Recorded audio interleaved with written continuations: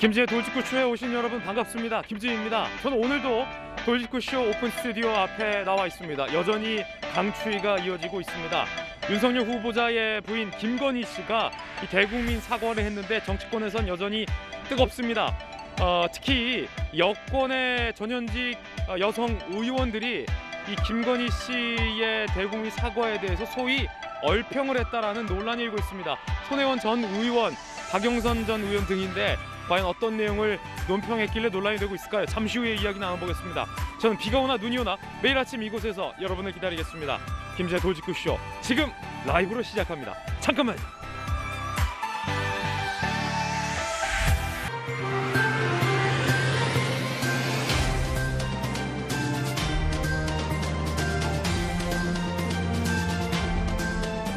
신문 읽어준 남자입니다. 오늘 조간신문들 얼마 남지 않은 대통령 선거 관련된 보도들 뜨겁게 다루고 있습니다. 4가지 키워드 준비했습니다. 함께 보시죠. 먼저 첫 번째 키워드부터 공개하겠습니다. 첫 번째 키워드는 바로 치료제입니다. 치료제. 어떤 치료제 동아일보 1면에 쓰고 있을까요? 지금 공개합니다. 동아일보 1면이 주목한 치료제는 바로 코로나 치료 알약입니다. 이 알약 굉장히 비쌉니다, 일단. 그런데 내달 중순에 첫 국내 도입됩니다.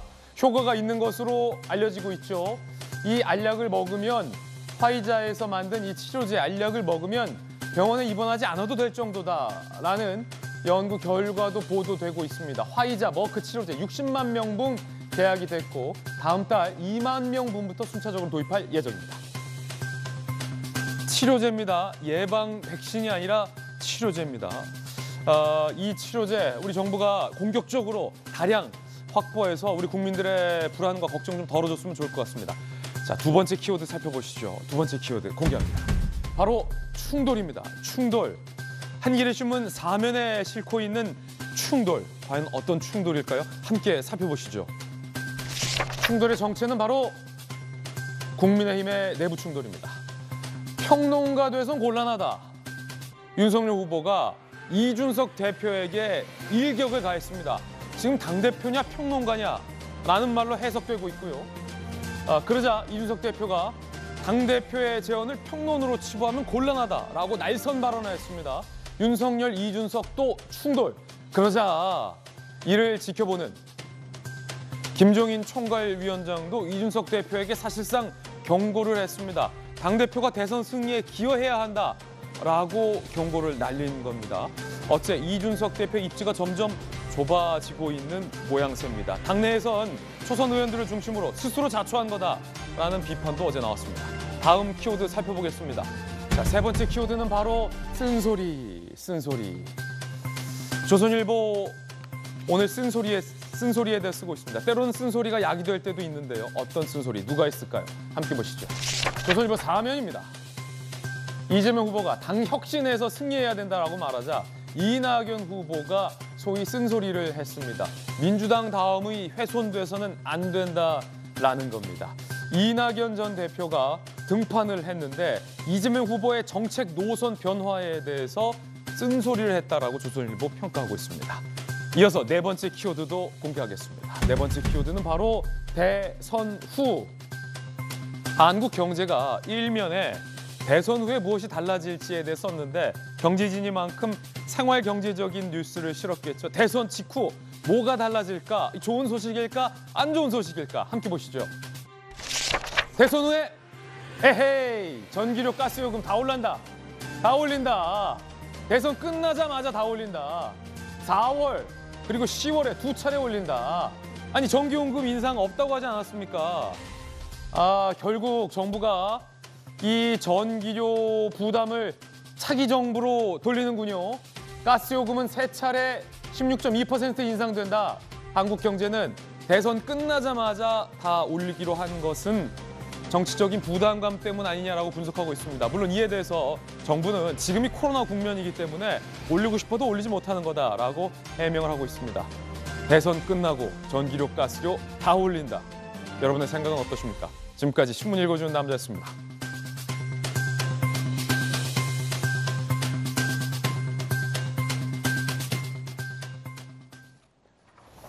오늘 함께 하신 분들 소개해드리겠습니다. 대한민국의 여론조사 전문가 배종찬 인사이트 K 소장님, 그리고 바르다 박선생 국민의힘 선대위의 박정호 공보실장 나오셨습니다. 돌직구쇼 강철부대 부산 사나이 민주당 전재수 의원, 기자 출신의 교수 한신대 김수경 교수 나오셨습니다. 어서 오세요. 강추위가 강타한 오늘 후끈한 뉴스로 달궈드리겠습니다. 첫 번째 뉴스 주제부터 공개하겠습니다. 함께 보시죠. 저희들이 준비한 첫 번째 이야기 시작합니다. 김건희 대국민 사과 여파는 ING. 중학교 때 배운 현재 진행 중이다.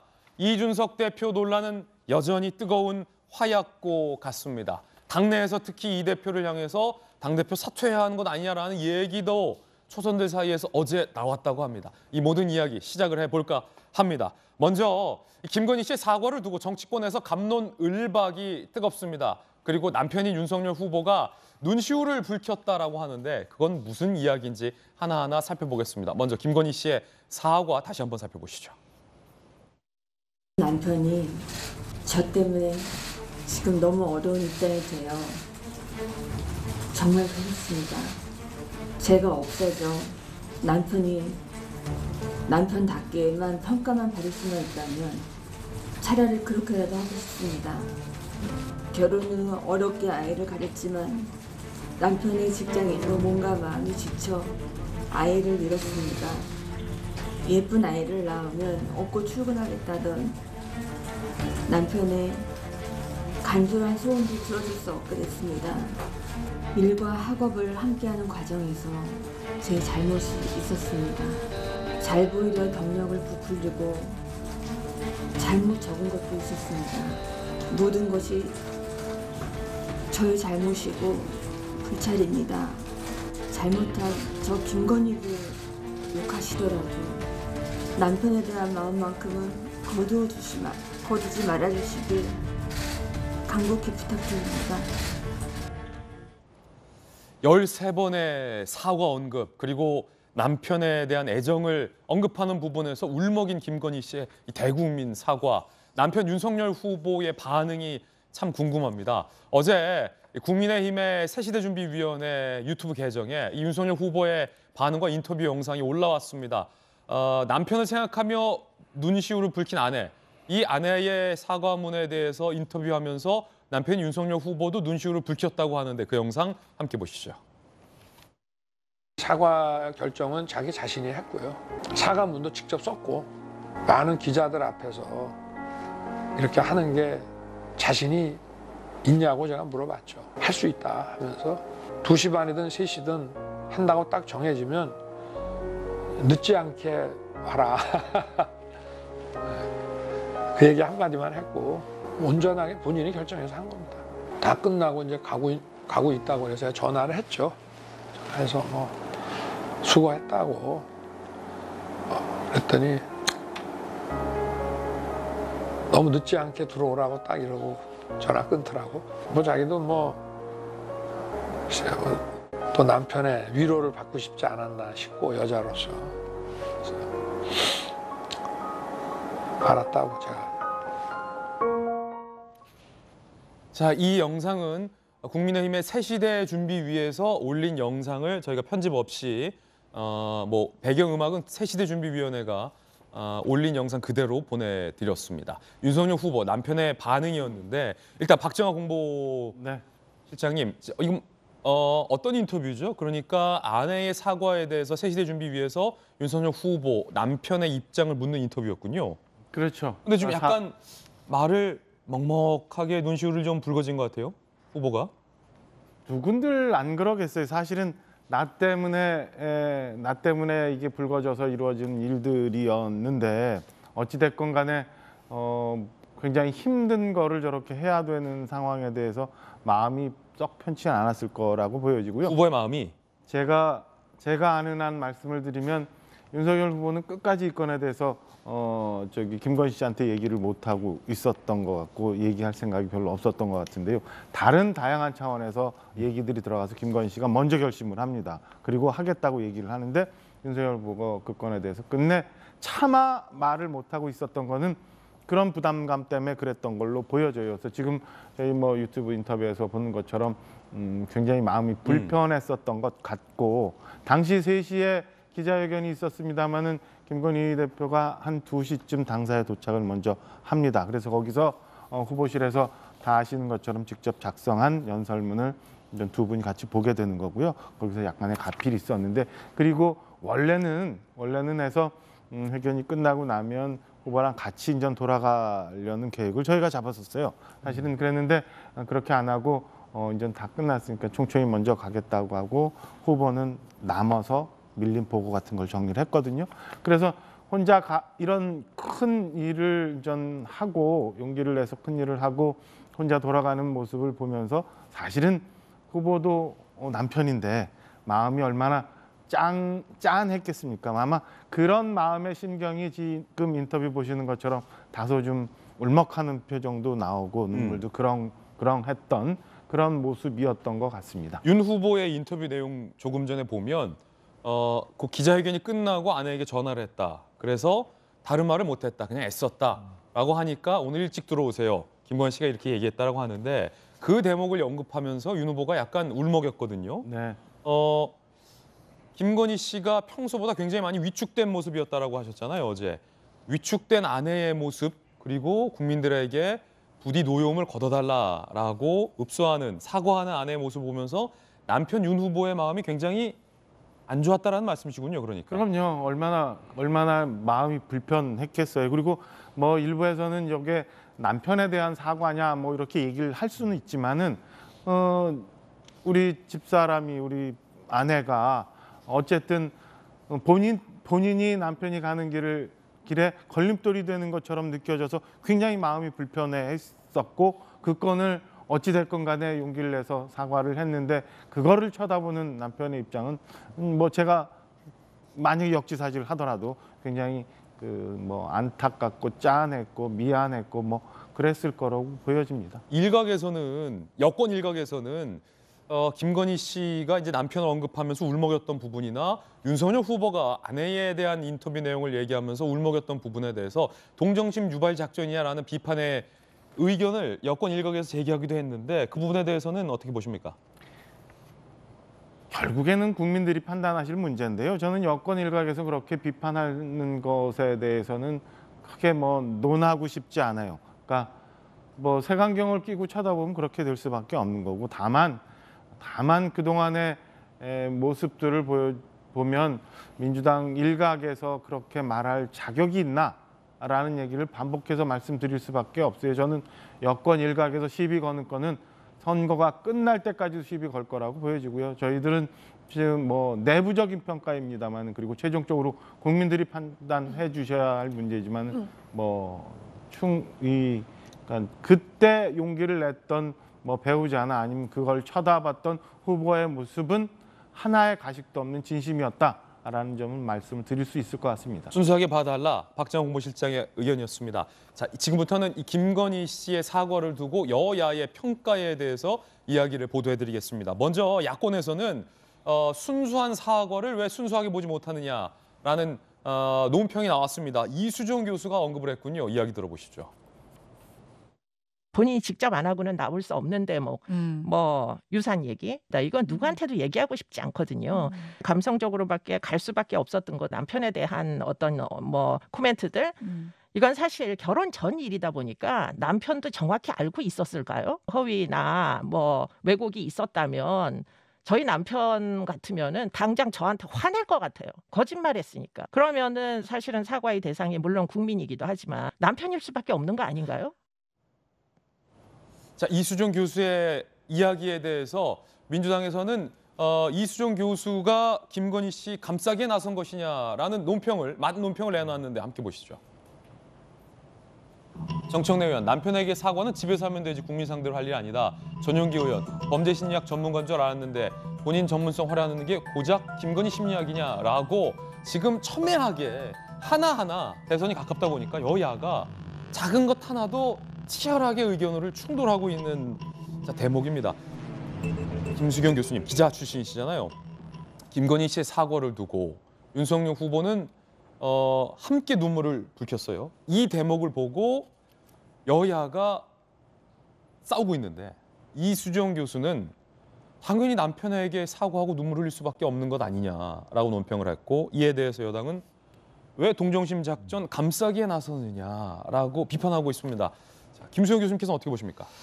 그 김건희 씨 사과문을 보면은 그 이제 아이를 잃은 이야기나 아니면 이제 남편이 굉장히 나에게 자상하다, 평소에도 밥 먹고 다니냐, 혹은 뭐 따뜻하게 입고 다녀라, 이런 전화를 할 만큼 자상하다. 사실 이 이야기는 약간 불필요해 보이긴 했습니다.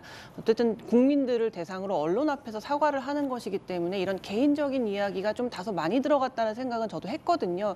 그런데 알고 봤더니 그 이수정 교수의 설명대로 이 사과문을 선대위에서 어떻게 손을 봐주거나 써준 것이 아니라 본인이 전부 썼기 때문에 굉장히 개인적인 내용이 들어갈 수밖에 없었다라고 이제 이수정 교수가 설명을 하고 있는 것이고, 그러다 보니까 이게 꼭 국민에게 공적으로 사과하는 내용뿐만 아니라 남편에게 미안한 마음도 같이 전달되었던 거 아니냐, 이렇게 설명을 하고 있는 것 같은데요. 뭐 이제 이수정 교수 같은 경우에는 이제 더 이상 제3자적인 어떤 논평가가 아니라 이제 선대위에 들어가 있는 만큼 국민의힘 입장에서 좀 더 김건희 씨의 어떤 그런 진심이나 혹은 윤석열 후보의 진심을 좀 더 이야기할 수밖에 없는 입장에 있다고 봅니다. 근데 다만 제가 조금 안타까운 것은 어쨌든 김건희 씨가 굉장히 용기를 내서 어려운 자리에서 사과를 한 만큼 네. 더 이상 국민의힘에서도 이거를 너무 윤석열 후보까지 나서서 눈물을 흘리면서 이걸 안 그래도 여당에서 이제 감성 쇼다라고 지금 비판을 하고 있는 입장인데, 여기에 더해서 윤석열 후보까지 눈물을 흘리는 이런 모습은 이 정도까지만 하시고 더 이상 김건희 씨 사과에 대해서 국민의힘 쪽에서 이거를 뭐 더 이상 방어해주거나 더 이상 이렇게 언급하는 것 자체가 오히려 김건희 씨가 어렵게 용기 냈는데 그 진정성이 훼손될 수 있다, 이렇게 말씀드리겠습니다. 자, 그런데 여당 여성 전직 의원들이 소위 김건희 씨 사과에 대해서 얼굴 평가를 했다라는 보도도 나오고 있습니다. 그래서 논란인데요. 손혜원 전 의원입니다. 한껏 홍조 올린 화장에 순간순간 배시시 미소를 흘리는 이 태도가 사과의 모습이라고 손혜원 전 의원이 김건희 씨에 대해서 소위 얼굴 평가를 했다는 보도가 이번이 처음은 아닌데, 이 사과에 대한 손혜원 전 의원의 평가는 이렇습니다. 홍조 올린 화장기에 배시시 미소를 흘리는 태도라고 언급을 했는데, 아마도 손혜원 전 의원이 언급한 부분이 이 대목인 것 같아 보이는데, 글쎄요, 여러분들은 어떻게 평가하십니까? 손혜원 전 의원의 이 얼평에 대해서 여러분들은 어떻게 생각하십니까? 김건희 씨의 사과 대목 중에 이 부분입니다. 날도 추운데 이렇게 많이 와주셔서 진심으로 감사드립니다. 날도 추운데 이렇게 많이 와주셔서 진심으로 감사드립니다. 안녕하세요. 국민의힘 대통령 후보 윤석열의 아내 김건희입니다. 두렵고 송구한 마음으로 이 자리에 섰습니다. 진작에 말씀드려야 했는데 너무 늦어져서 죄송합니다.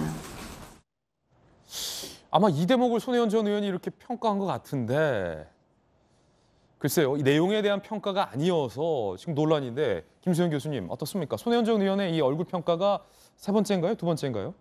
그렇죠. 전에도 그 김건희 씨 사진을 본인의 SNS에 올리면서 뭐 눈이 커졌다라고 이야기하면 이제 성형수술을 암시하는 이야기를 했어요.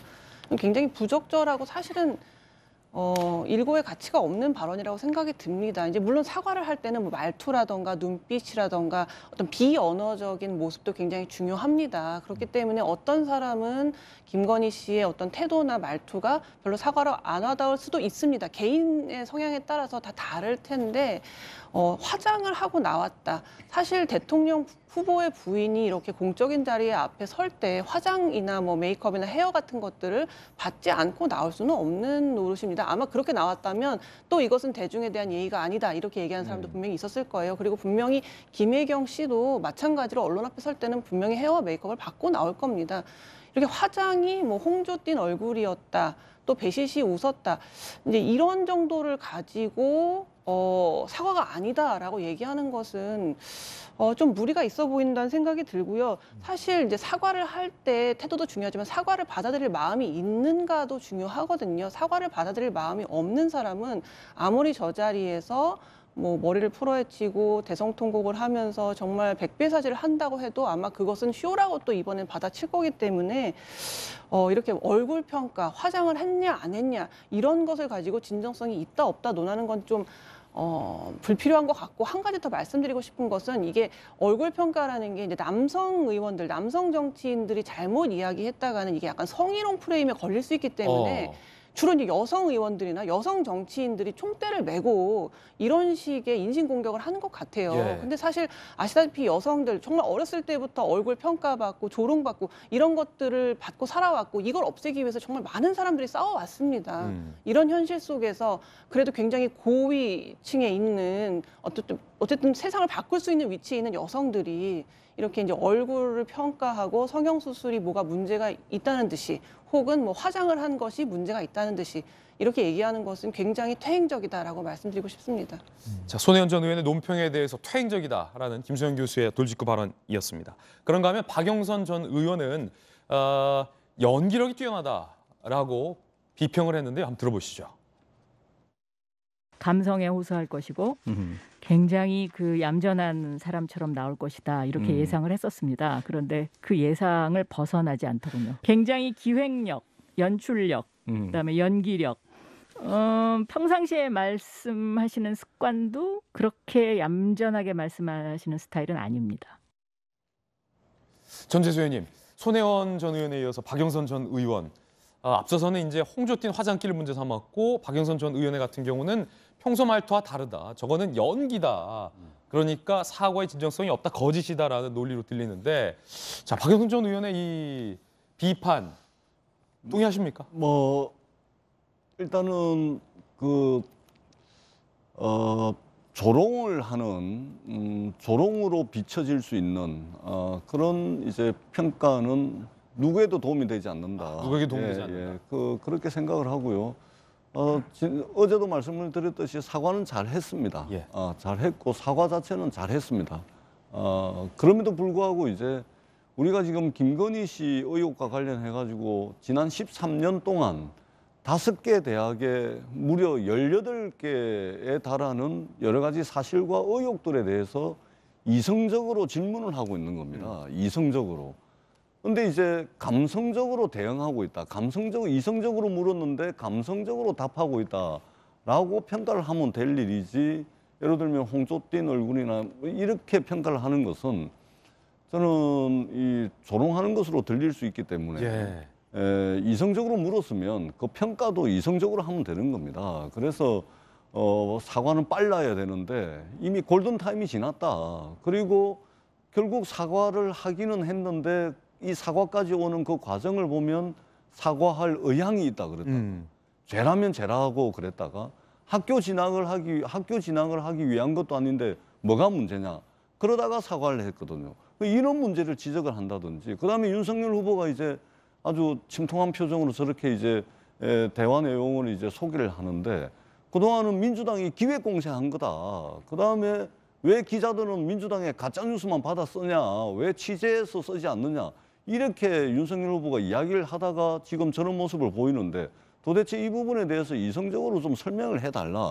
이렇게 저는 정당하게, 그다음에 이게 논리적으로 맞는 비판을 해야 되고, 그런 측면에서는 좀 조롱으로 비춰질 수 있는, 이것은 저는 뭐 가급적 좀 피했으면 좋겠다. 이성적으로 물었으면 이성적으로 답하는 게 맞죠. 이성적으로 물었는데 감성으로 지금 대응을 하고 있는 겁니다. 저렇게 한다 그래서 제기된 의혹들이 없어지는 것이 아니거든요. 그렇기 때문에 민주당에 몸을 담았던 일부 정치인들, 이런 분들이 이제 할 때 조롱으로 들릴 수 있는 국민들이 다 보고 있습니다. 그런 것들은 조금 삼가해주고, 윤석열 후보와 김건희 씨도 이성적으로 질문한 것에 대해서 이성적으로 소상하게 국민들께 충분하게 차고 넘치도록 설명을 할 필요가 있겠다 이렇게 생각을 합니다. 예, 전재수위원회 또 손혜원, 박영선 전 의원들의 평가에 대한 비판의 돌직구 발언 들어봤습니다. 김수현 교수님, 궁금한 게 박영선 전 의원은 지난번 이제 서울시장 선거 때 오세훈 후보와 또 치열하게 경쟁을 했었던 후보이기도 한데 김건희 씨의 저 대국민 사과가 연기다라고 규정을 했는데 그게 김건희 씨의 속마음이 진심일지 아니면 진심은 따로 있는데 이게 연기, 거짓일지를 박영선 전 의원이 어떻게 알았을까요? 그러니까 박영선 의원에게 솔직히 묻고 싶은 거는 이제 어떻게 그럼 했으면 본인이 생각할 때는 이게 진정성 있는 사과로 받아들여졌겠냐고 한번 물어보고 싶기는 해요. 사실 박영선 의원이 지금 어쨌든 사과를 받아들일 생각은 별로 없어 보여요. 그렇기 때문에 평소에 성격 아는데 얌전하지 않은 사람인데 얌전하게 말할 거라고 예상했고 자기 예상대로 얌전하게 말했다고 하는데 사실 사과를 하러 나올 때 아무리 평소 성격이 소탈하고 괄괄하다 할지라도 사과를 하러 뭔가 자기 잘못을 사과하러 나오는 자리에 괄괄하게 할 수는 없지 않습니까? 당연히 얌전하게 얘기할 수밖에 없죠. 그리고 또 감성적인 반응도 뭐 너무 감성적으로만 이 국면을 돌파하겠다는 것도 문제긴 하지만 또 우리가 누군가에게 사과를 할 때는 마음을 달래줄 수밖에 없는 지점들이 있거든요. 머리로만, 이성으로만 상대방에게 사과를 할 수는 없는 노릇이기 때문에 마음을 만진다는 차원에서 뭐 감성적으로 좀 더 이야기한 부분도 있을 거라고 생각이 듭니다. 그런데 지금 박영선 의원 같은 경우는 지금 쇼하고 있다, 연기하고 있다. 이건 뭐 보시는 분에 따라서 다를 것 같아요. 하지만 저의 좀 생각은 사과를 받아들일 생각이 없는 사람이라면 아마 김건희 씨가 어떻게 나왔어도 이것은 다 쇼라고 이야기했을 것이다 생각이 듭니다. 자, 기자 출신의 김수현 교수님 의견 들어봤습니다.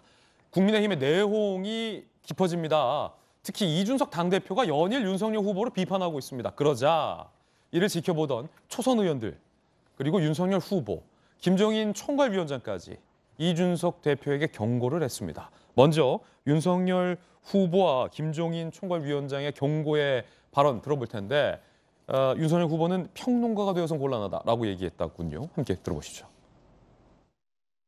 당은 상명하복의 이런 히어라키 조직이 아닙니다. 당원 누구도 당의 공식 결정과 방침에는 따라야 합니다. 이제 선거가 얼마 남지 않아서 비상 상황이고 가장 중요한 시기입니다.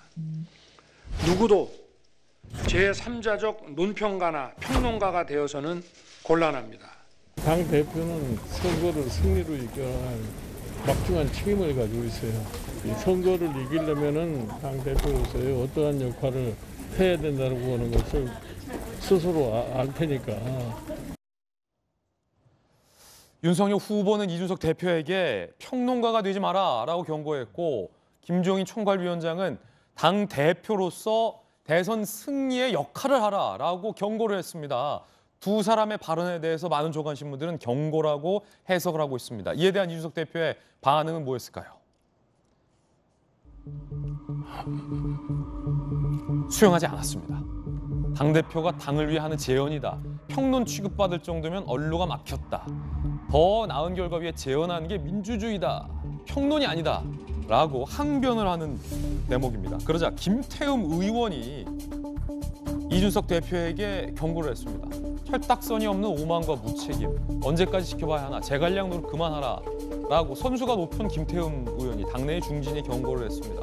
그러자 이준석 대표 측에 김철근 정무실장은 이러니 XX 꼰대 소리 듣는 거다. 라고 노인 폄하적인 표현까지 쓰면서 망발을 사과하라라고 감정적인 대응을 하고 나선 상황입니다. 그러자 당내의 초선 의원들이 이준석 대표의 언행 문제를 경고했습니다. 초선들이 들고 나온 겁니다. 들어보시죠. 우리 당 대표의 최근의 언행으로 인한 그 문제라고 할까요? 대선 승리를 위해서는 어떤 일이 있어도 후보를 중심으로 해서 움직여야 한다. 그리고 이제 단합된 모습을 보여야 된다. 조금 더 강경하게 말씀하시는 분들도 있으셨고. 의견이 종합해서 당대표랑 만나기로 했기 때문에 운영위에서 얘기를 할 거고. 결국 총괄위원장도 윤석열 후보도 당내 중진도 초선 의원들까지도 이준석 대표의 언행에 경고장을 날린 겁니다. 특히 초선 의원들 사이에서 당대표 사퇴해야 한다라는 말까지 나왔다고 합니다. 어제 국민의힘 초선 의원 긴급회동, 일부 의원 당대표 사퇴 요구해야 한다는 주장까지 나왔습니다. 이 대표, 우리 편이라는 이 의식이 전혀 안 느껴진다. 거의 대부분 초선들이 현재 상황에 대한 문제의식을 갖고 속으로 끓고 있었던 상황이다 라며 초선 의원 상당수 이름을 올렸습니다. 그러자 임석 대표가 또 이에 대해서 이렇게 반응합니다. 그런 게 도움 안 된다는 건 당 모든 구성원이 알고 있을 거다. 초선 의원 중 일부 굉장히 성급하신 분들이 한 말씀을 알고 있다. 초선 의원들의 경고에도 일부 성급한 의원들의 도움 안 되는 행동이다 라고 또 폄하를 했습니다. 박정환 실장님, 네. 이 대표에게 향한 경고에 대해서 이 대표 본인은 한 가지도 지금 수용을 하지 않고 다 대응하고 있는 모습인데 어떻게 보십니까, 공보실장으로서? 뭐 걱정스러운 부분들이 좀 있죠. 뭐에 대해서? 일단 이 대표에 대해서? 저는 뭐 양쪽 다 마찬가지라고 보여집니다. 이 대표가 무슨 얘기를 하려고 하는지는 충분히 이해할 것 같아요. 우리 이재명 부장 맨날 얘기하는 것처럼 내용에 대해서는 동의하지만 이준석 대표가 하는 그 모습들에 대해서는 동의할 수 없다. 방법이 잘못됐다라는 얘기에 저는 뭐 의견을 같이 하는데요. 이준석 대표가 지금 보여주는 모습이 무슨 얘기를 하려고 하는지, 어떤 결과적으로 어떤 결과를 만들어내고자 하는지에 대해서는 뭐 짐작이 가는 바는 충분히 있습니다만은 지금 그래도 후보도 굉장히 어려운 국면에 처해 있고, 그다음에 많은 당원들, 그다음에 지지하는 국민들이 걱정하는 이 상황에 점점 더 갈등이 이렇게 너무 이렇게 직접적으로 노출되고 노정되고 하는 모습이 저는 뭐 꼭 바람직하지는 않다라고 생각을 하고요. 특히나 이 와중에 우리 뭐 김태흠 의원이나 김철근 실장, 그다음에 일부 대표 사퇴까지 거론하고 있는 초선 의원들은 서로 좀 자중하는 모습을, 너무 격한 표현들을 좀 안 썼으면 하는 바람이 있습니다. 예. 이번엔 저희가 준비한 다음 순서입니다. 두 번째 이야기의 주제를 공개하겠습니다. 궁금한 건 그래서 여야 후보들의 현재 지지율은 어떨까? 박근혜 대통령 사면에 대한 국민 여론은 어떨까? 이게 누구에게 도움이 될까 하는 지점입니다. 여론조사 전문가와 함께 상세히 풀어보겠습니다. 주제 공개합니다. 아들 대 부인, 누가 더 셀까? 어떤 리스크가 더 치명적일까? 두 후보의 지지율, 현재 스코어는 어디까지 와 있을까? 여러분들의 이 모든 궁금증 직접 풀어드리겠습니다. 제가 대형 미디어 원로 나가서 짚어드리겠습니다. 먼저 이 두 후보가 어제 만났습니다. 두 후보가 만났는데 어떤 얘기를 주고받았을까요? 의외로 머리 심으셨냐, 염색했다라는 내용이었다고 합니다. 들어보시죠.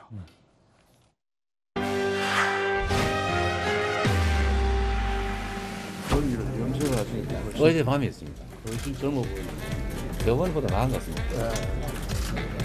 염색을 하고 나니까 또 저는 뭐 조금씩 계속 해왔어요. 머리가 좀 심으시면 아니 그건 아니고. 그래요? 뭔가 교정을 하시는 건 느낌이죠. 아니 그냥 염색. 염색 시작한 지 이제 한 7, 8년 되는 것 같아요. 기수로 하는 게 있어요.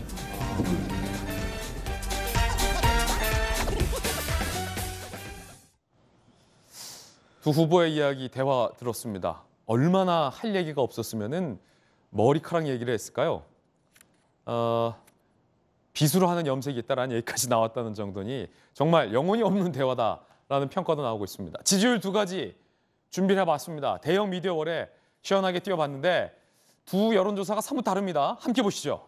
먼저 KSOI의 여론조사 결과를 보면 이재명 후보와 윤석열 후보의 지지율 추이, 이재명 후보가 40.3에서 2.7%포인트 하락한 37.6%, 윤석열 후보의 지지율은 37.4에서 1.6%포인트 하락한 35.8%의 지지율로 이어졌습니다. 즉 KSOI 여론조사에 따르면 이재명 후보는 2.7%포인트 하락한 거고 윤석열 후보는 1.6%포인트 하락을 한 겁니다. 자, 그러면 또 다른 여론조사 결과는 어땠을까? 그 결과도 바로 짚어드리겠습니다. 이번에 리얼미터의 여론조사 결과를 함께 보실 텐데 리얼미터 여론조사 결과 이재명, 윤석열 후보가 44.4%에서 4.0%포인트 하락한 40.4%를 기록했고 이재명 후보는 38.0%에서 1.7%포인트 오른 39.7%의 지지율이 귀결됐습니다. 결국 두 여론조사의 결론 모두 다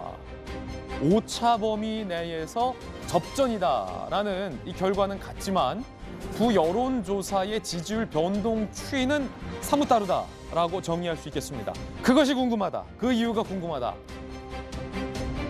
그 이유 바로 여론조사 전문가 배종찬 소장님께 물어보겠습니다. 배 소장님. 네. 앞서서 제가 여쭤봤던 질문이 아들 리스크, 부인 리스크 중에 어떤 게 더 치명적일까인데 두 여론조사가 지금 결과가 좀 사뭇 다른데 이거 뭐 어떻게 해석해야 됩니까? 정답 있습니까? 있습니다. 있습니까? 배우자 리스크죠. 배우자 리스크가 더 컸어요. 어떻게 해석해야 돼요? 두 개의 결과를 보면 예. 이재명 후보는 그래도 하나 올라갔잖아요. 아, 하나는 올라갔네요. 하나는 올라갔잖아요. 예. 윤석열 후보는 두 개 다 내려갔잖아요. 아, 그렇구나. 너무 간단한가요? 너무 간단한데요? 네. 그러니까 분석은 간단해야 좋은 거예요. 맞습니다. 네. 이렇게 되는 현상의 가장 큰 영향은 배우자 리스크가 일단 더 크다. 아들 리스크와 부인 리스크 그렇죠. 중에서 부인 리스크가 더 컸다. 치명적이었다. 이게 왜 다르냐? 배우자 리스크가 영향이 큰 이유는 결국 배우자 리스크, 김건희 씨 리스크는 진실 게임이거든요. 우리 유권자들은 진실 게임, 진짜냐, 가짜냐, 허위냐, 맞느냐 이런 논란은 지속될 수밖에 없습니다. 답이 나올 때까지. 답이 안 나올 수도 있어요.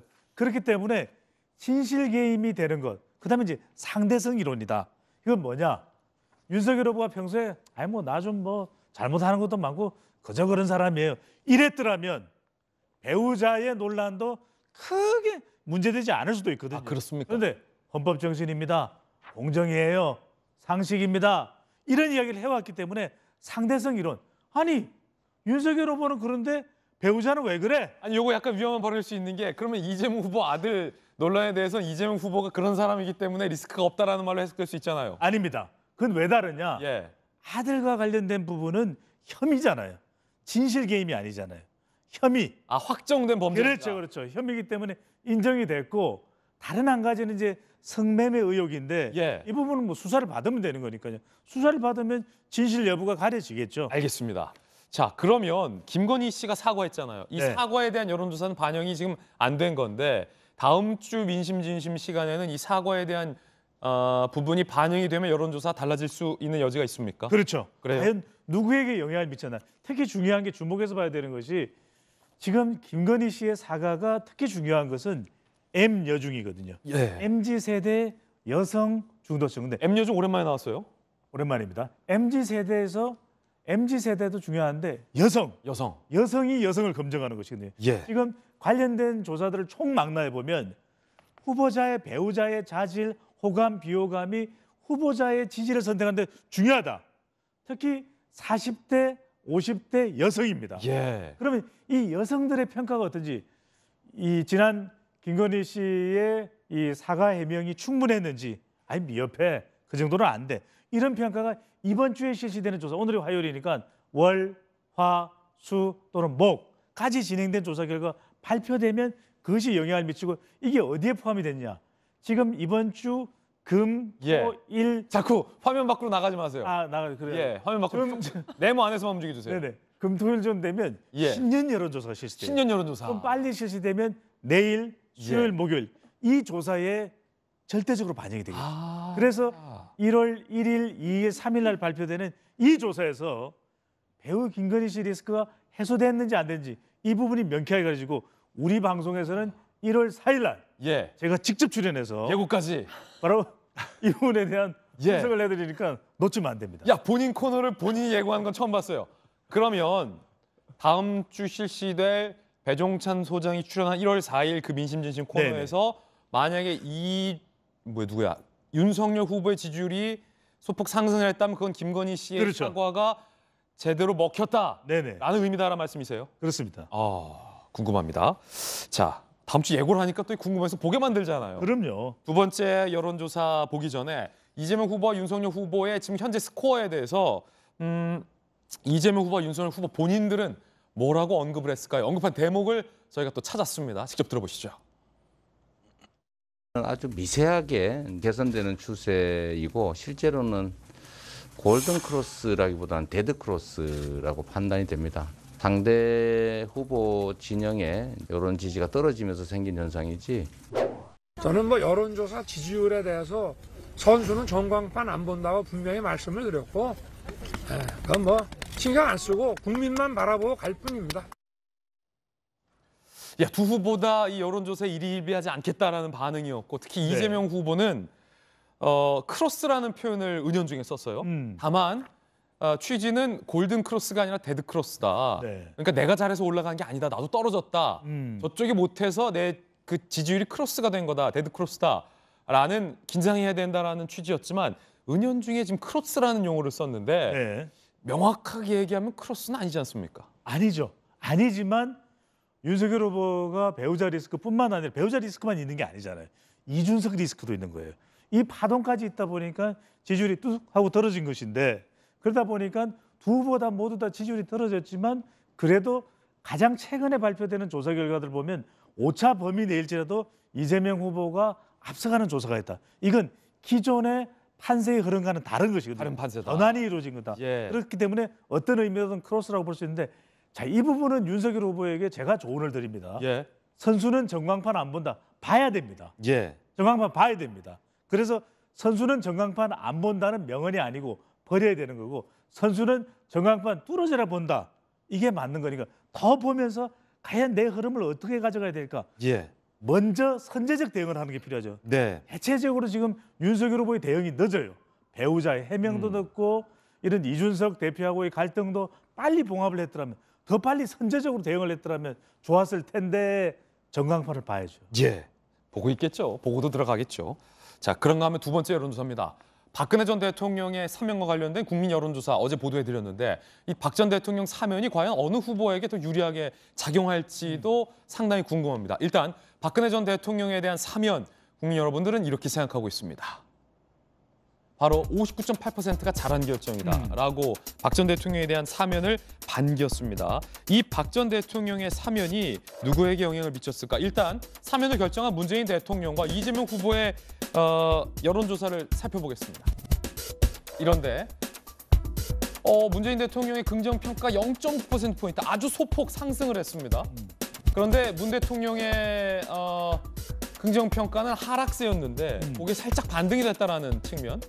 이재명 후보의 지지율도 1.7%포인트 앞서 봤던 것처럼 소폭 상승을 했는데 물론 이게 박 전 대통령의 사면 때문이라고 볼 수는 없겠습니다만 문재인 대통령의 지지율에는 분명히 뭔가의 변화가 있는 것 같은데 자, 이게 박 전 대통령을 사면한 것과 문 대통령의 긍정평가가 오른 것 연관이 있습니까? 냉정하게 없습니까? 있습니다. 문재인 대통령은 있어요. 그래요? 왜냐하면 리얼미터 조사에 매일매일의 결과도 분석이 가능하거든요. 그 결과도 지금 공개가 되어 있습니다. 보면 박근혜 전 대통령 사면이 발표된 24일 날 제일 많이 올라갑니다. 그래요? 제일 많이 올라가고 TK와 보수층 지지율도 올라가요. 그건 박근혜 전 대통령 사면이 긍정적으로 영향을 미쳤다. 박 대통령, 전 대통령, 박근혜 전 대통령 사면한 거 문 대통령 잘했어. 이런 평가가 내려진 것이거든요. 왜냐하면 국민 59.8%가 잘했다는 반응이니까. 그러니까요. 저 영향이 마지막 날 포함된 24일 결과에서 가장 많이 반영되면서 문재인 대통령 지지율에는 박 전 대통령 사면에 영향이 긍정적으로 미쳤다.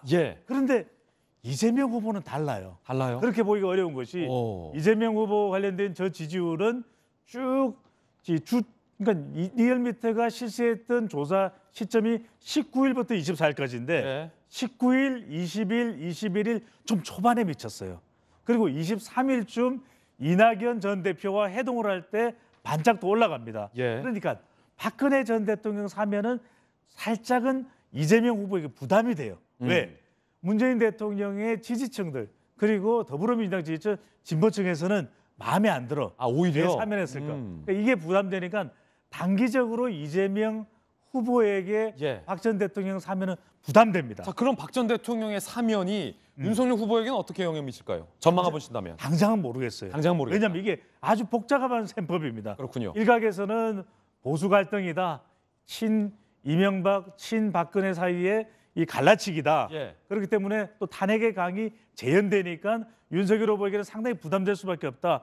TK 보수 60대 이상의 일부 지지층 태극기 부대가 떨어져 나갈 것이다. 그런데 알 수가 없는 것은 더 중요한 건 지금 보수층에서는 정권 교체거든요. 박근혜 전 대통령이 나와서 어떤 메시지를 전달할까? 정치적 발언을 숱하게 쏟아내기는 쉽지 않아요. 하지만 채권을 통해서 전달되는 메시지가 정권 교체해야 됩니다. 이렇게 된다면 윤석열 후보에게 힘이 실린다. 이건 보수층이 결집될 수 있으니까 저렇게도 갈 수 있고 요렇게도 갈 수 있고 이렇게도 갈 수 있다. 예. 아직은 단은 내리기 어렵다. 1월 1, 2주까지 가봐야 된다. 예. 박 전 대통령의 발언이 만약에 나온다면 배종찬 소장님 분석해 주실 거죠? 그럼요. 알겠습니다. 세 번째 여론조사 궁금증은 오늘 궁금한 거 그냥 작심하고 다 물어보겠습니다. 바로 이건데 이번 대선에 안철수 후보가 과연 변수가 될 수 있을까 없을까 함께 보시죠. 여론조사 보면 안철수 후보의 지지율이 7.3%로 올랐어요. 2.7%포인트 상승을 했습니다. 그 원인에 대해서 뭐 다양하게 진단이 되고 있긴 합니다만 안철수 후보가 만약에 10%를 넘긴다면 중대한 변수가 될 것이다. 예컨대 야권 단일화 내지 여권 단일화는 얘기도 나오고 있고 최근 송영길 대표가 그런 이야기가 있기 때문에 과연 이 안철수 후보의 지지율이 변수가 될 수 있을까에 대한 궁금증입니다. 최근 송영길 대표가 안철수 후보에게 러브콜 보내기도 했는데 이에 대한 안철수 후보 반응은 또 뭘까요? 함께 보시죠. 이재명 후보와 결합할 수 있다. 그러자 안철수 후보가 그러면 이재명 후보는 문재인 정권을 나와 함께 심판한다는 것이냐라고 받아쳤습니다. 민주당 후보의 한계를 자인하고 이를 덮기 위한 정략적 판흔들기용이다. 라고 안철수 후보는 일축했습니다. 당장 송영길 대표 러브콜에 안철수 대표가 응할 생각은 전혀 없어 보이는데 배종찬 소장님, 네. 안철수 후보의 지지율이 몇 % 돼야 소위 이번 대선판에서 의미가 있습니까? 10%입니다. 10입니까? 두 자릿수거든요. 이렇게 되면 안철수 후보의 영향이 중변, 중요한 변수가 아니라 절변, 절대적 변수가 됩니다. 왜? 안철수 후보가 어떤 입장을 취하느냐, 완주하느냐, 단일화하느냐 따라서 이번 선거 판세가 완전히 요동칠 수가 있는 것이거든요. 예. 왜냐하면 안철수 후보의 지지율이 상승한다? 누구의 지지를 가져가고 있냐?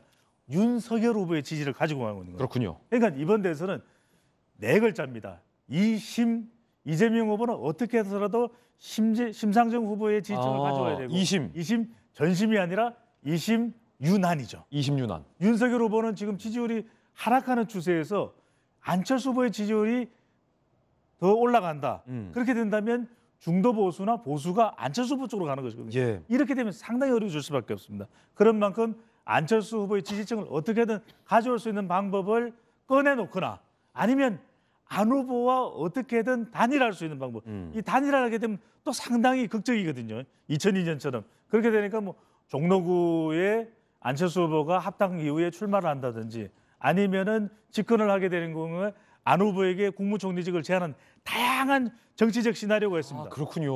어떻게든 윤석열 후보는 안철수 후보를 잡아야 되는 거죠. 잡아라. 중요한 변수가 아니라 안철수 후보가 두 자릿수 10%가 되면 절대적 변수입니다. 알겠습니다. 배종찬 소장님과 함께 궁금했던 것들 다 풀어봤습니다. 자, 이번엔 저희가 준비한 세 번째 이야기 시작하겠습니다. 주제 보시죠.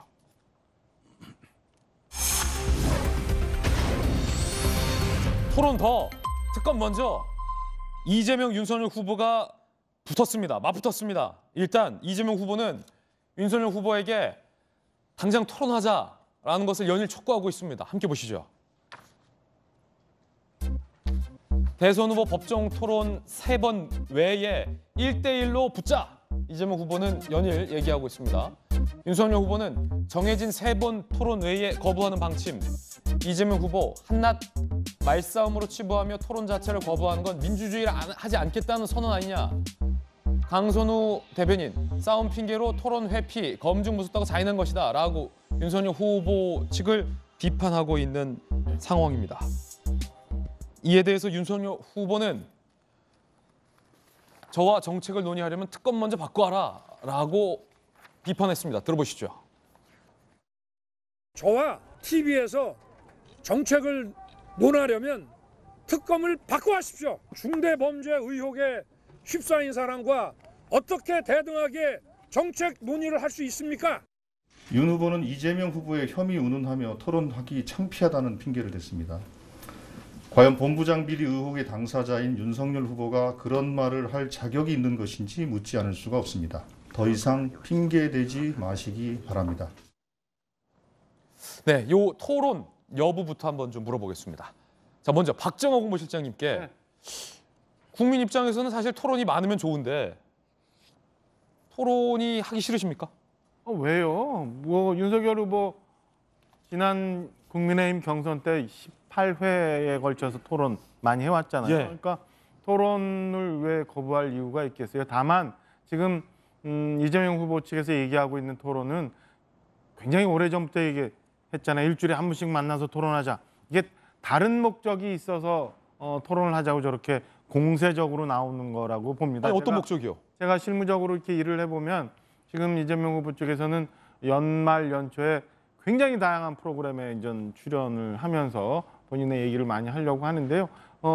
이것도 제가 볼 때는 지금 윤석열 후보를 어떤 방송이나 토론에 이끌어서 굉장히 말싸움 하려고 하고 소위 말하는 뭐 짤방 같은 거 만들어서 이상하게 쓰려고 하고 하는 제가 볼 때는 뭐 뻔히 보이는 전략이기 때문에 굳이 지금 이재명 후보 측에서 얘기하는 프로그램에 맞춰서 저희가 토론할 필요는 없어요. 얼마든지 토론할 준비가 돼 있으니까 저는 저희들 프로그램에 맞춰서 토론에 응할 생각이고요.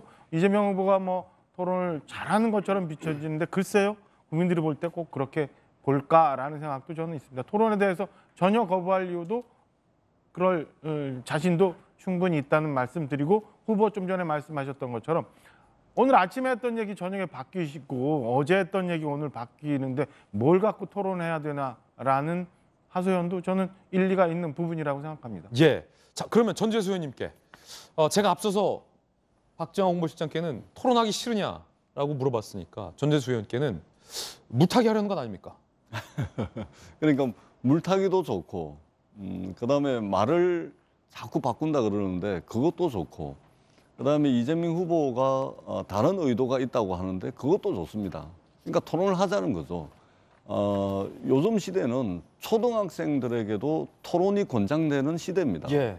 초등학생들에게도 토론을 어떻게 하면은 토론하는 방법, 토론을 더 활성화시킬 수 있을까 이걸로 권장하는 시대입니다. 더더구나 지금은 코로나 비대면 시대 아닙니까? 사람들이 많이 만날 수가 없습니다. 그리고 대선 후보라 치고 전통시장 댕기면서 사람들을 몰고 댕기고 이 뭐 기자 카메라 붙어가지고 댕기는 것도 사실은 우리 국민들이 어떻게 볼지 모르겠습니다. 별로 좋아할 것 같지가 않아요.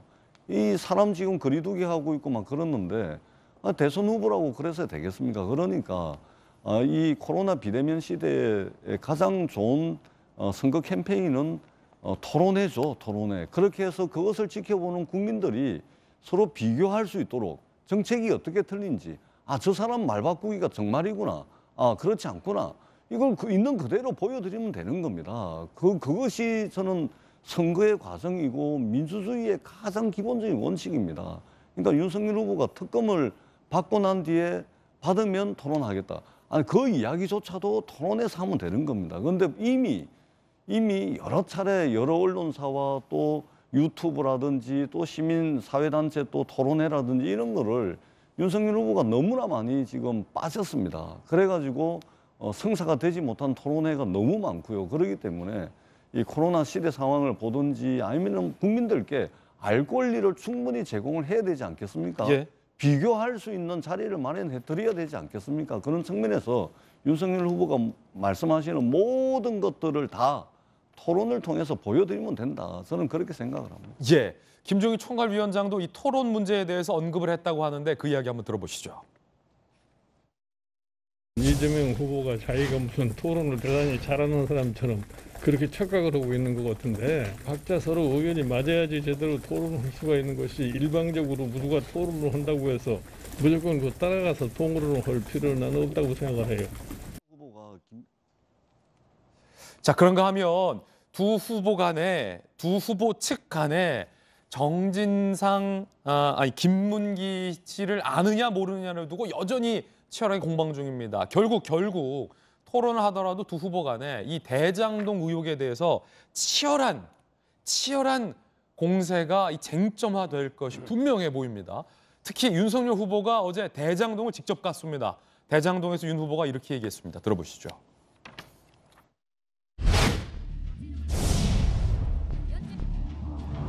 대장동 게이트를 설계하고 기획하고 지시하여 추천한 몸통, 이 부패 사슬의 최종 결재권자, 게이트 그림 완성에 절대로 없어서는 안 될 퍼즐, 바로 민주당 이재명 후보입니다.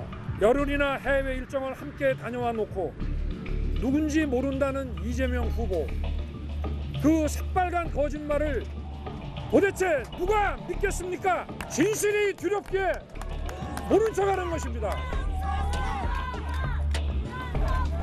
반드시 감춰야 하는 게 있기 때문에 도망치는 것입니다. 절대 좌시할 수 없는 대국민 사기입니다. 이 무도한 정권을 교체하지 못하면 대한민국 국토 전체가 대장동 게이트로 뒤덮입니다. 오직 진실 규명의 해법은 특검입니다. 정말 특검을 수용하겠다면 당장 민주당 송영길 대표에게 특검법 처리를 지시하십시오. 자, 김수영 교수님, 기자 출신이시잖아요. 지금 윤석열 후보가 간 곳, 저기서 목소리를 높인 저곳이 대장동입니까? 네, 그렇습니다. 대장동 현장에 가서 지금 대장동 개발 과정에서 어떤 막대한 이익이 발생했고 그것이 소수에게 돌아간 이 대장동 의혹에 대해서 이제 이재명 후보가 연루되어 있다라고 보는 입장이고, 그렇기 때문에 지금 특검을 받으라, 특검을 수용하라는 주장을 하고 있는 것인데요. 사실 이제 지금 특검이 먼저냐 토론이 먼저냐 이걸 가지고 지금 양쪽이 굉장히 치열하게 다투고 있는데, 사실 특검 같은 경우에 그 상설특검법이 박근혜 정부 때 만들어졌습니다. 하지만 이 법은 세월호 특검 빼고는 사용된 적이 없거든요. 사실 뭐 국정농단이나 아니면은 드루킹 사건 이런 것들은 다 별도의 특검법을 만들어 가지고 특검이 진행되었고, 왜냐하면은 이제 상설특검법 같은 경우에는 특검이 굉장히 이제 여당에게 유리하게 지정될 수 있는 여지가 있기 때문에 별도의 특검법을 마련하자 이런 식으로 지금 국민의힘에서는 굉장히 주장을 하고 있는 쪽이고, 어쨌든 지금 대장동 의혹이 굉장히 큰 사안이었는데 이 여러 가지 뭐 김건희 씨 이야기, 뭐 이준석 대표의 뭐 어떤 내홍 이런 것들로 굉장히 묻혀지고 있는 상황이다 보니까 국민의힘 입장에서는 어차피 지금 안의 리스크도 지금 털고 가겠다는 어떤 그런 행보의 일환으로 대장동을 전격 찾아서 이런 대장동 의혹에 대한 그 사람들의 관심과 의혹을 다시금 환기시키려는 노력으로 보입니다. 자, 윤석열 후보의 발언 중에 9박 11일 출장을 가놓고 고 김문기 처장에 대해서 모른다고 하는 것에 대해서 윤석열 후보는 새빨간 거짓말이다라고 공세를 했습니다. 누가 믿을 수 있겠느냐라며 대장동 의혹의 몸통은 이재명 후보다라고 주장을 했는데, 검찰 출신의 김광삼 변호사님 나와 있습니다. 궁금했던 게 있습니다. 지금 여야 간의 공방이 이재명 후보가 극단적 선택을 한 김문기 처장, 즉 성남도시개발공사에서 화천대유의 심사위원 중에 한 분이었고, 초과이익 환수 조항 삭제와 관련돼서 주요한 관계자가 지금 목숨을 끊지 않았습니까? 이재명 후보는 여권에서는 그 김문기 처장에 대해서 개인적으로 몰랐다라고 연일 주장하고 있고, 윤석열 후보 측은 지금 들으셨던 것처럼 저게 새빨간 거짓말이다라고 공세를 펴고 있는데, 김광삼 변호사님께서 보시기에는 어떻습니까? 검찰 출신이시잖아요. 일단 김문기 차장의 어떤 인물의 중요도는 대장동 개발 관련해서는 빼놓을 수 없는 아주 중요한 사람이에요. 그렇습니까? 왜냐하면 개발 1처장을 했잖아요. 그런데 사실 대장동 개발과 관련해서 민간 개발업자를 초과 이익 환수제 이런 것들을 갖다가 집어넣지 않고, 그다음에 원래는 이제 다른 부서에서 대장동 개발을 하기로 돼 있었거든요. 맡기로 돼 있었는데 1처로 옮겼단 말이에요.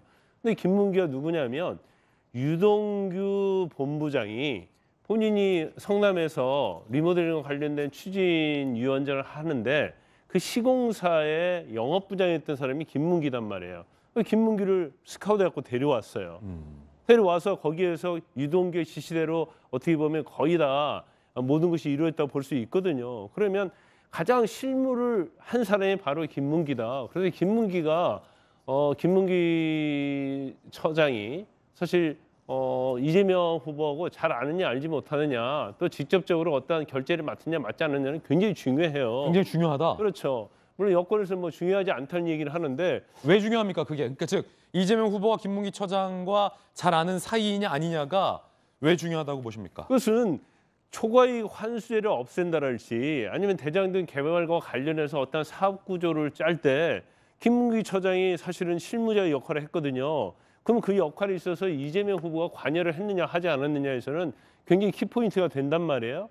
물론 관여를 하지 않았다 하더라도 김문기 처장이 상당히 오랫동안 성남시와 관련돼서 산하기관이 됐던 근무를 했고 더군다나 해외에 갈 때 9박 10일 한 30끼를 같이 먹었다는 거잖아요. 그러면 적어도 알 수는 있다. 물론 그 대장균 개발 의혹과 관련해서 김문기에게 이재명 후보가 지시를 했다 이런 증거는 아직 나온 건 없는 걸로 보여요. 보이지만 제가 볼 때는 본인이 몰랐다고 얘기하는 것은 선뜻 이해가 가지 않는다. 더군다나 뭐 야당에서 사진도 뭐 한 몇 장 제출하고 그랬잖아요. 그런데 그런 것 같아요. 이제 기억에 남아 있지 않다. 참 표현이 참 미묘해요. 기억에 남아 있지 않다는 표현이. 그런데 사실은 기억에 남아 있지 않다는 표현이 맞는 게 아니고 같이 전에 활동을 했었는데 그리고 뭐 나하고도 이 얘기도 많이 나왔다. 경우에 따라서는 관련돼서 내 지시한 사실이 있을 수도 있지만 개장동 개발 관련해서는 내가 김문기에게 직접 지시한다랄지 나의 어떠한 영향력이 있지 않았다. 이렇게 말하는 게 저는 맞을 것 같아요. 기억에 남아있지 않다라는 표현이 조금 논란적이다. 그렇죠. 김문기 처장이 정말 극단적 선택했을 때 본인도 회상을 해봤을 거 아니에요. 김문기 처장은 전에 해외를 갔었나? 유동기가 소개를 했었나? 아니면 어디서 근무를 했었지? 그건 아마 체크를 했을 거예요. 그러면 기억이 남아있지 않더라도 기억은 있겠죠. 그래서 저건 이제 대장동 개발 의혹과 관련해서 이재명 후보가 관여했다, 관여하지 않았다 이런 것을 판단하기는 어렵지만 적어도 기억에 남아있지 않다는 표현은 사실은 객관적으로 볼 때는 좀 맞지 않다 이렇게 봅니다. 이재명 후보가 과연 김문기 처장을 몰랐을까 알았을까와 관련해서 여야가 뜨겁게 충돌하고 있습니다. 먼저 진성준 의원입니다. 세미나를 했고 세미나를 할 때 같이 이 주제 발표를 하면서 거기 참석을 했고 해외 여행을 갔고 상장을 받았습니다. 그런데도 이 분에 대해서 모른다라고 하는 기억을 못할 수도 이런 있죠. 거야말로 의원님은 다 아십니까? 아니 세미나 가가지고 그럼 같이 만나서 주제 발표하고 인사했는데 그것도 모릅니까? 저도 세미나 산하기관에 많이 합니다. 저도 세미나 많이 합니다만 거기 나와 있는 30끼, 토론자 다 기억 못합니다. 아니 밥을 먹어도 30끼 이상 밥을 먹는데 외국 가가지고 10박 10일을 외국을 가는데 그걸 모릅니까? 설사 김문기를 알았다 한들 그게 뭐 그렇게 대단한 일입니까? 아니, 그러니까 잘못을 해서 자살을 했는지 억울해서 자살을 했는지 모르는 것 아닙니까? 진성준 의원은 설사 이재명 후보가 김문기 씨를 알았다고 한들 뭐 그리 대단한 일이냐라고 얘기했습니다. 윤희숙 전 의원은 이렇게 얘기했습니다. 11일 호주 출장 갔으면 밥을 30끼 같이 먹은 사이다. 여차하면 자기 얼굴도 모른다 우길 사람이다. 이 후보의 기억력, 전문가의 소견을 받아보는 게 어떠신가? 라고 국민의힘의 윤희숙 전 의원은 강하게 공세를 취했습니다. 반면 진성준 의원은 안다 한들 그게 뭐가 문제냐라고 강하게 맞받아쳤습니다. 자, 아느냐 모르느냐, 안다 한들 뭐가 중요하냐? 김광삼 변호사님. 만약에 이재명 후보가 알고 있으면 이게 중요합니까? 진성준 의원은 안다고 해서 중요하지 않다라고 하는데. 아니 안다는 것 자체는 중요하지 않아요. 그래요? 지금 핵심은 대장동 개발 의혹과 관련해서 이재명 후보가 개입을 했느냐 개입하지 않았느냐는 거잖아요.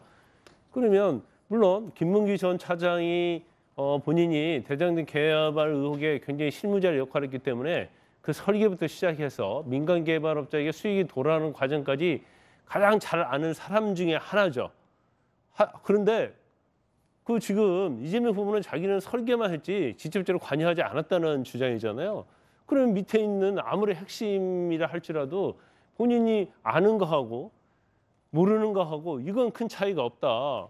알지만 대장동 개발 의혹에 나는 관여하지 않았다가 중요한 것이지 알고 모르고가 뭐 아까 진성준 의원이 말한 것처럼 뭐 중요한 것처럼 얘기하는데 중요하지 않거든요. 만약 지금 유동규 본부장도 마찬가지잖아요. 여러 가지 전체적으로 보면 유동규 본부장이 이재명 후보의 굉장히 측근 중에 측근이라고 볼 수밖에 없는 그런 정황이 엄청나게 많이 제출됐음에도 불구하고 발견됐음에도 불구하고 실세가 아니다 이렇게 아니 측근이 아니다고 얘기한 것 자체는 이해할 수 없는 측면이 있는 거고 유동규 본부장이 구속은 돼 있지만 아직 이재명 후보에 대한 어떤 증거는 없잖아요. 그러면 나 측근인데 나는 관여하지 않았다 이게 중요한 것이지 알고 모르고가 대장동 개발 의혹과 관련해서 이재명 후보가 의혹이 있다, 혐의가 있다 이렇게 보기는 어려운데 일단 후보를 갖다 너무 감싸다 보니까 그냥 논리적으로 맞지 않는 저런 주장들이 측근들에서 좀 많이 나오지 않나 싶습니다. 김광삼 변호사의 개인적 견해 들어봤습니다. 그런가 하면 이재명 후보가 부동산 세금과 관련해서 연일 공세를 취하고 있는데 앞서서 보유세 그리고 양도세에 대해서 완화하거나 연기해줘야 된다는 입장을 취해서 문재인 정부와 정면 충돌한 바 있습니다. 이번엔 종합부동산세를 이재명 후보가 겨냥했습니다. 함께 보시죠. 일시적으로 2주택자가 된 분들은 구제해야 된다. 1주택자로 간주, 투기 목적 없다면 종부세 중과 면제해야 된다. 앞서 청와대와 정부 반대에도 양도세 유예 방안을 고수하기도 했었습니다. 전재수 의원님, 예. 앞서서 양도세에 대해서 홍남기 부총리도 반대했고 청와대에서도 그렇게 하면 안 된다. 부동산 정책이 일관성이 있어야지 이재명 후보 흔들지 말라라고 했잖아요. 그러면 지금까지 밝혔던 이재명 후보가 양도세 유예하겠다라는 것은 불가능한 겁니까? 정부가 반대하면 이재명 후보 혼자 할 수 없잖아요.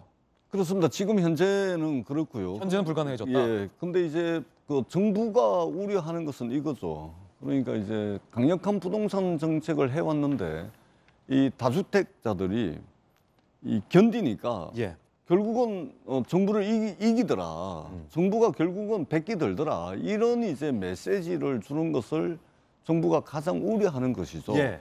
그런데 이 양도소득세 문제는 있잖아요. 저희가 좀 자세히 봐야 되는데 이 부동산 가격이 대세 상승기에 있을 때는 양도소득세를 일시적으로 유예를 해준다든지 완화 조치를 하더라도 이 다주택자의 매물이 시장에 나오지가 않습니다. 예. 왜냐하면 자고 일어나면 부동산 가격이 오를 텐데. 근데 하락기대는 다룰 수 있다는 그렇죠. 말씀이잖아요. 그러니까 이 부동산 시장의 하락기에는 예. 양도소득세를 유예를 해주게 되면 매물이 나옵니다. 그러면 이재명 후보의 지금 판단이 맞는다는 말씀인데 뒤집어 보면 그렇죠. 예. 지금 문재인 대통령과 청와대가 판단을 잘못했다 말씀이십니까? 그러니까 문재인 정부에서는 부동산 정책의 일관성 때문에 못하는 것이고 예. 이재명 후보가 볼 때는 망고불변하는 일관된 정책이라는 없다. 예. 현실을 굳건하게 예. 현실을 굳건하게 반영하는 그런 정책이 필요하다. 그러면 지금 문재인 대통령 정부는 양도세 유예 안 된다. 이재명 후보는 지금 해야 된다. 그렇습니다. 누구 말이 맞다는 거예요?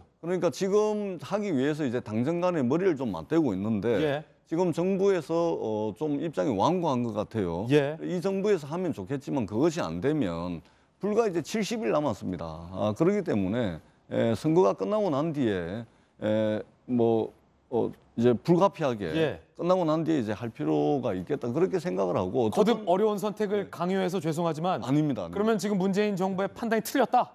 저는 지금 이 시점은 이게 그 유동성이 지금 이제 중앙은행을 통해 가지고 유동성이 지금 빨려 들어가고 있고 긴축을 하고 있고 예.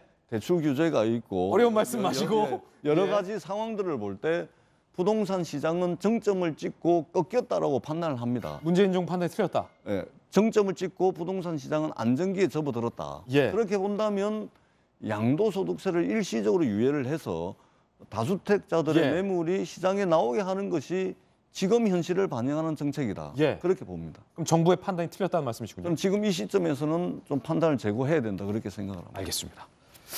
자, 이번엔 뜨거운 소식 3가지 준비해봤습니다. 돌직구쇼 핫쌈 함께 보시죠. 첫 번째 핫쌈 주인공의 실루엣 공개합니다. 삼성전자 이재용 부회장. 문재인 대통령이 이재용 부회장을 가석방한 뒤에 두 사람이 6대 기업 청와대 초청 간담회에서 처음으로 만났다고 합니다. 그 장면 보시죠. 정부는 좋은 일자리를 만들기 위해 노력해왔습니다. 그러나 좋은 일자리를 창출하는 것은 기본적으로 기업의 몫이고 정부는 최대한 지원할 뿐입니다. 저와 삼성은 세상에 없는 기술, 우리만이 잘할 수 있는 분야에 더 많이 투자하고 더 좋은 일자리를 만들겠습니다. 지금 김수영 교수님, 문재인 대통령이 이재용 부회장을 가석방하고 꽤 됐잖아요. 근데 어제 만난 거예요? 그렇죠. 이제 총수들, 기업의 총수들을 청와대로 불러서 이제 일자리 창출에 대한 이제 이야기를 나눈 건데요. 이제 문재인 대통령께서 어쨌든 일자리 창출은 그 기업들이 애써야 되는 몫이고 정부는 이것들을 뒷받침해주고 도와주는 것이다, 지지하는 것이다라는 이제 말을 했는데 사실 이제 2018년 같은 경우에는 이제 문재인 대통령께서 일자리 창출을 단지 민간에만 맡겨서는 안 된다. 정부가 공적으로 굉장히 공공적으로 나서야 된다라는 이제 취지의 말씀을 하셔서 그때 입장하고는 다소 달라진 모습을 보이고 있는 상황입니다. 사실 이재용 그 부회장이 이제 그 그러니까 가석방이 됐죠. 가석방이 됐을 때 제가 좀 희한하게 본 것은 이제 가석방이 되면은 기업 활동에는 참여를 할 수가 없습니다. 아, 그래요? 가석방 뒤에 5년 동안은 기업 활동, 취업 자체가 금지됩니다. 그렇기 때문에 기업 활동을 할 수 없는데 또 에이, 근데 총수한테 취업하지 마라 이게 뭐 의미가 있어요? 그래서 그때 그런 비판이 나왔었죠. 이게 사실은 사면을 해줘야 기업 활동을 할 수 있는 것인데 가석방을 해주면서 앞으로의 또 이런 국가 경제를 위해서는 애써달라는 말을 했었거든요. 그럼 도대체 어떻게 하라는 것이냐? 아, 사면은 안 해주고 기업인으로서 국가 경제 이바지하라라고 주문하는 게 맞지 않다. 그런 비판이 제기가 됐었어요. 그렇군요. 취업을 하지 못하게 하면서 어떻게 국가 경제 이바지 하겠냐. 이번에도 사실은 청와대에 불러서 기업 활동을 할 수 없는 사람인데 불러서 일자리 창출에 애써달라라고 얘기를 해서 굉장히 그 부분이 좀 아이러니하다라는 생각을 했습니다. 그렇군요. 전달은 할 수 있겠지. 그래도 누군가 뭐 전무나 상무 불러서 전달할 수 있겠.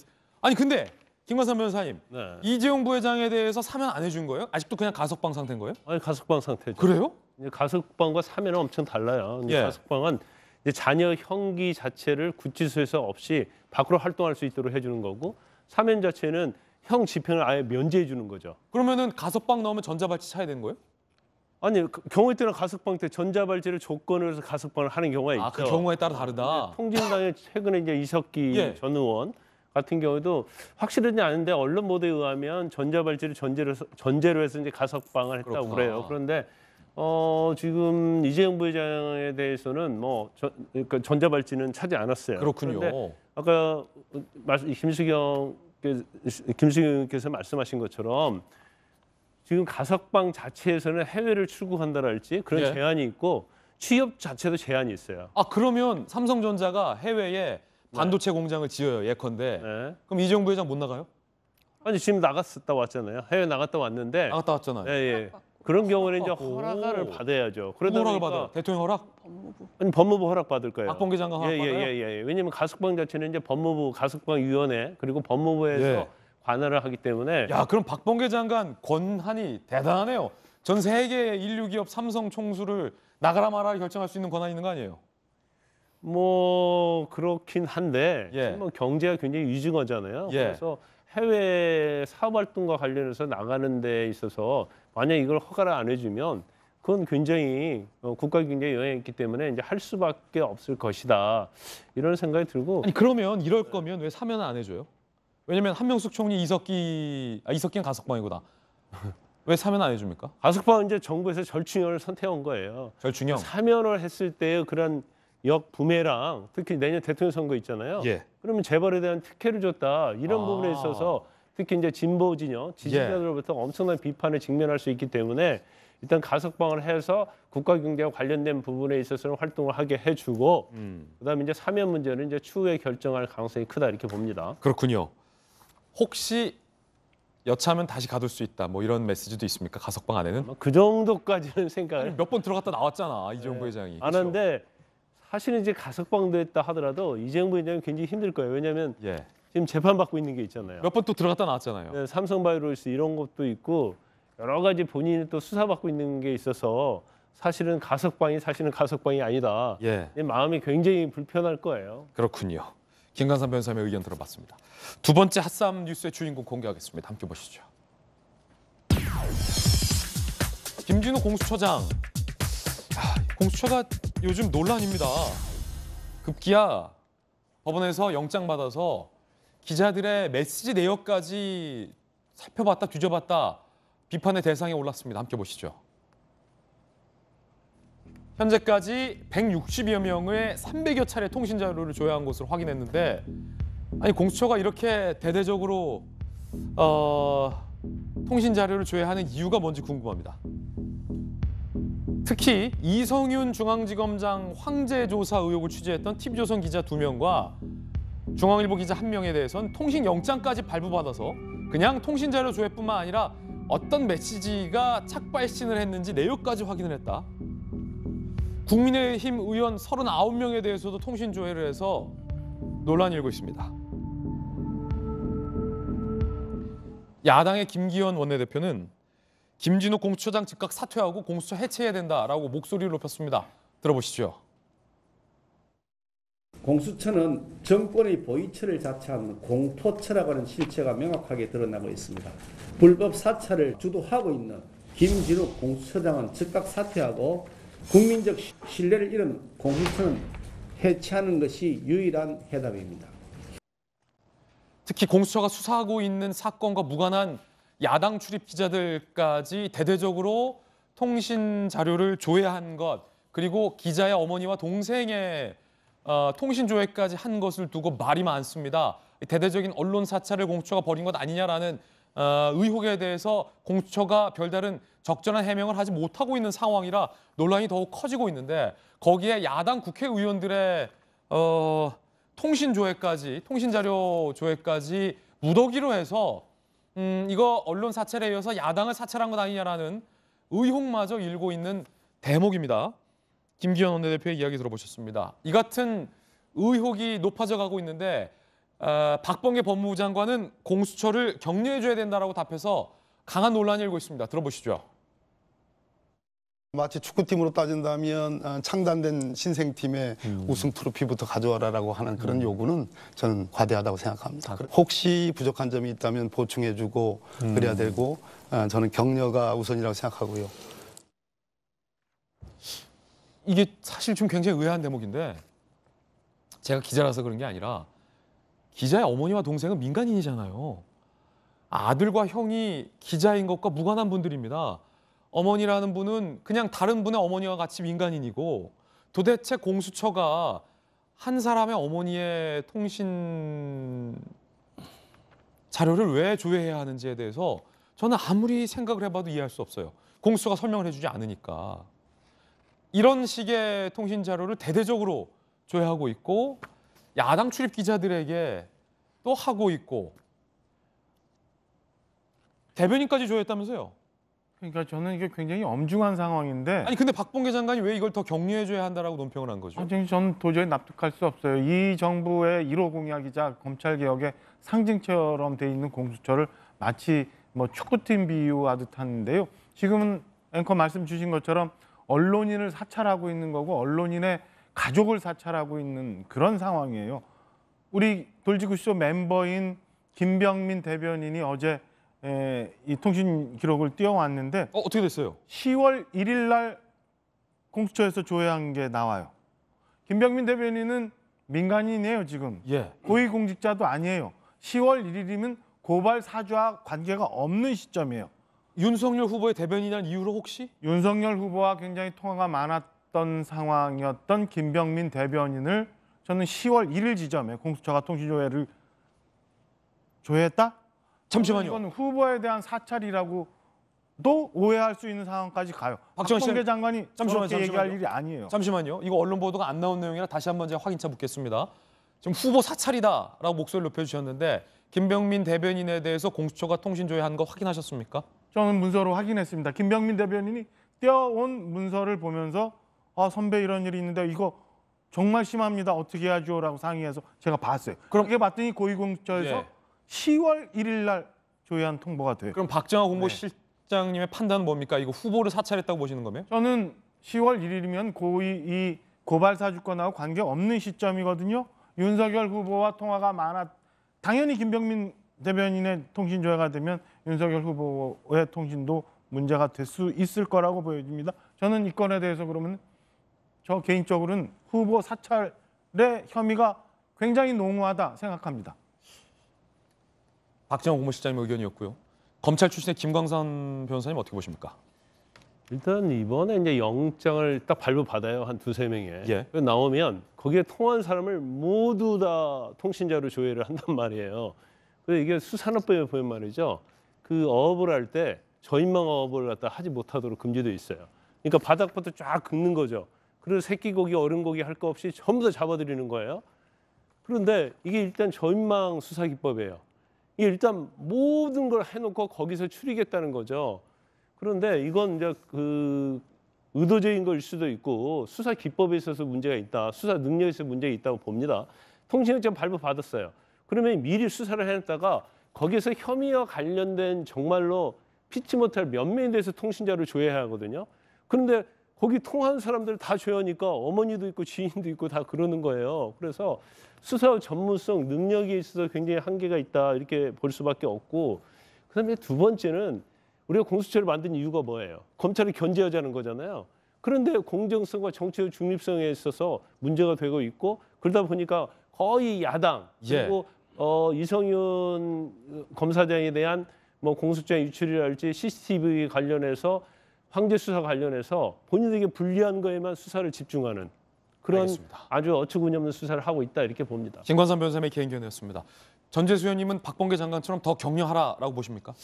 어떤 수사를 어떻게 했는지는 모르겠지만 법원의 영장을 발부받아서 아마 통신 조회라든지 통화 내역 조회를 했을 겁니다. 분명히 법원의 영장을 받았을 거고, 그럼에도 불구하고 검찰이 그동안 쭉 해왔던 말하자면 저인망식 수사, 탈탈 먼지털이식 수사, 뭐 이런 것들에 대한 견제받지 않는 검찰 권력, 이것을 제대로 견제와 균형의 원리 위에 세우기 위해서 공수처가 출범을 했는데, 그런 측면에서 본다면은 이런 논란을 야기하는 것 자체가 저는 굉장히 실망감이 든다 이렇게 생각을 합니다. 어떤 형식이 됐든 지금 현재는 수사상 보안 또는 수사상 기밀 때문에 공수처장이 해명을 못할지는 몰라도 이 수사상 이유가 사라지고 나면 공수처장의 해명이 좀 필요한 부분이다 그렇게 생각을 합니다. 전재수의 돌직구 세 번째 핫삼 소식 실루엣 공개합니다. 알약인데요. 바로 파이자 코로나 치료제가 내달 중순에 처음으로 도입된다고 합니다. 함께 보시죠. 먹는 코로나19 치료제 100만 병분 도입, 36만 2천 명분 선구매, 내달 중순 2만 병분 순차 도입할 예정이라고 합니다. 먹으면 입원 사망 비율이 88% 줄어든다고 하니까 정부가 대량 확보를 하면 좋을 것 같습니다. 한 코스당 63만 원, 고가긴 한데 국민 부담은 없다고 합니다. 저희들은 60초 광고 후에 돌아오겠습니다. 잠시 후에 뵙죠. 네, 오늘 저희가 준비한 소식 모두 다 전해드렸습니다. 저희들은 내일 아침 8시 50분에 더욱더 풍성한 소식 들고 인사드리겠습니다. 오늘 하루는 분명 어제보다 나을 겁니다. 감기 걸리지 마십시오. 좋은 하루 되십시오. 고맙습니다.